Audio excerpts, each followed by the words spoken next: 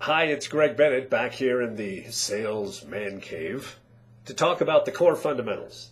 I've been talking a lot about the fundamentals and how important they are to being really excellent in sales. It's in those fundamentals where all the excellence flows. And I've been taking a different topic and just addressing it with a little short video, and I'm going to do the same thing here.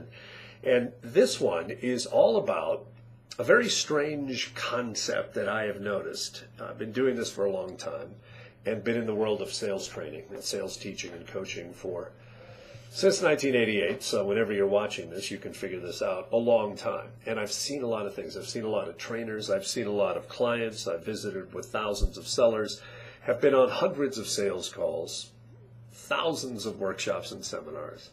And the thing I notice, and it's one of the core fundamentals, is this very strange focus that sellers have and trainers have on the sales call itself. I think one of the areas where we can make the most traction is in understanding that the sales call itself, while it's important, is not nearly as important as what happens before the sales call and what happens after. I have so many people come to me and say, Greg, I want to learn how to separate myself from all the other sellers. How do I do it? And what I tell them is it's not anything that you're going to do in the sales call. And it kind of throws them like, what? Isn't most of our training going to be about what to do in a sales call? How to question, how to listen, how to set the agenda, how to close. And we will do all that, and it's all important. But I said, if you really want to separate yourself, if you really want to be outstanding, don't focus on just being good in the sales call. Focus on what happens before the sales call and what happens after the sales call, because that is where you will separate yourself from everybody else. Look, when I got into sales, I got to be honest with you, I didn't like most salespeople that I'd come across. I think as a rule, when I come across a real hard-charging, aggressive, trying to be intimidating, one of those types of sellers, they come to your house, you go to buy different products, and there could be a old school, real hard, let's get in the room and close, and the manager will come in and he'll try to close me. That doesn't impress me.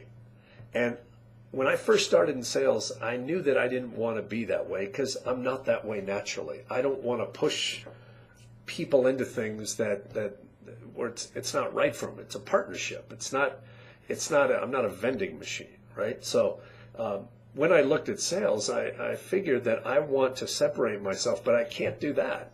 If I'm expected to be real, one of those types of sellers that'll take your car keys when you go on the lot and throw up on the roof there, and these crazy things that car sellers will do, and then they just hammer you.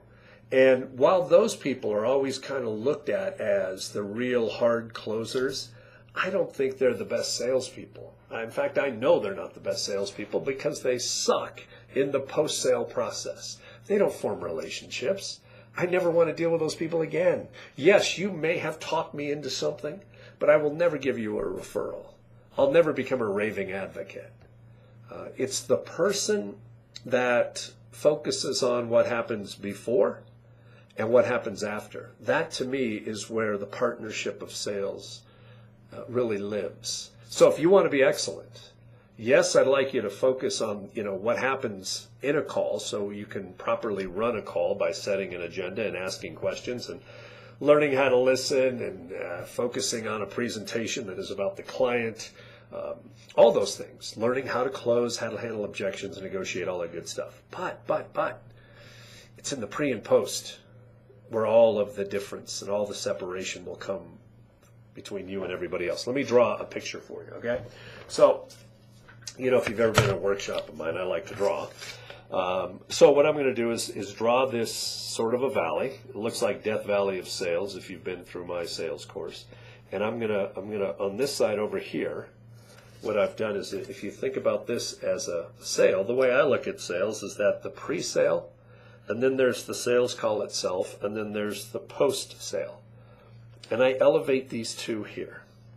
Pre, actual call, post. These are more important because they have to do with what the client cares about. This is pre, meaning that I'm going to do a lot of investigation, and I'm going to study, and I'm going to do my research, and I'm going to be prepped, and I'm going to know a lot about that client, which values the client, which clients really like. If you show up at a sales meeting and you've done your research, they like that.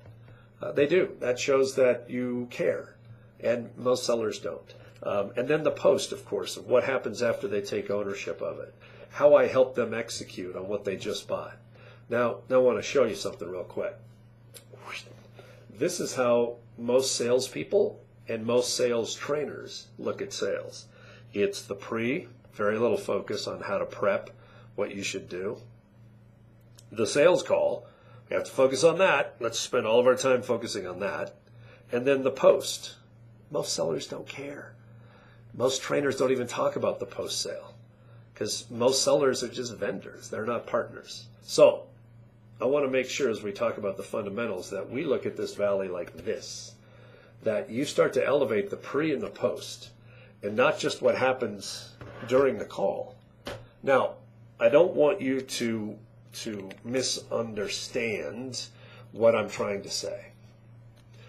I'm not saying that it isn't important to learn the agenda and how to run a sales call. It's critical that you do that. But what I'm saying, if you want to separate yourself, focus on what you do before the call. And that would include how I do my research. I want to look much different than other sellers right here. So, example, maybe one of the things that you do as part of your research is you go and talk to two people within that client's business as part of your research. And you let the client know that I do a good deal of investigation prior to ever approaching you. I have a lot of research tools. I'd like to investigate a little bit here. I'm going to ask some folks some questions just so I have a good understanding of what some of the objectives are. And then, in the post process, where how are we going to execute this, that partner thing that I talk about in one of the other fundamentals. So I hope you hear what I'm saying and I'm communicating that properly, that if you really want to separate, be extremely effective in the pre and post, be very good during the call, but don't put all your eggs in one basket of just, if you want to be excellent in sales, I got to be really, really good in the sales call and be the really hard closer. Because here's another reason why you should consider what I'm saying here. Because no matter how good you are in the sales call, it is so loaded and it's so freaky when that sales clock is on that you're dealing with people that are liars, the clients, and we're nervous as hell. And so what happens is this forced situation, and clients don't really like when you win. So just because you may be the world's greatest hard sell closer, yes, you may get that deal right there, but down deep clients resent that. What I'm suggesting is that you find a way to be good, but if you want to be excellent, the pre and the post is where it's at. And that's another one of your Bennett core fundamentals.